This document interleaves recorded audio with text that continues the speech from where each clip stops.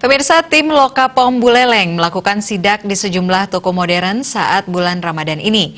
Tim Lokapom menemukan sejumlah makanan ringan yang kadaluarsa dan minuman yang kemasannya rusak. Makanan Buleleng bersama petugas Pemkab Buleleng menemukan sejumlah makanan ringan kadaluarsa saat melakukan intensifikasi pengawasan pangan dan olahan makanan di pasar modern dan pasar tradisional di Buleleng.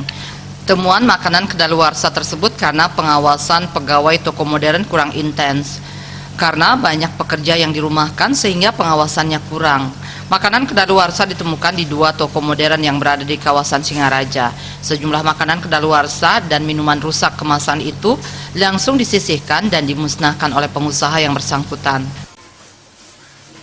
Yang kita awasi terkait dengan produk-produk pangan yang biasanya pada saat bulan Ramadan tentu akan lebih banyak yang beredar, yaitu produk-produk pangan yang kadaluarsa, kemudian yang rusak maupun yang tanpa izin edar. Ini juga biasanya ada parcel dan sebagainya. Cuman dalam kondisi pandemi COVID ini memang semuanya lebih sedikit ya. Jadi masyarakat juga tidak seramai dulu, tetapi tetap pemerintah harus ataupun wajib hadir di masyarakat untuk bisa melindungi produk pangan yang beredar di masyarakat. Kegiatan seperti ini akan terus dilakukan untuk menjaga stabilitas pangan di Buleleng saat Ramadan. Komang Yuda, Bali TV.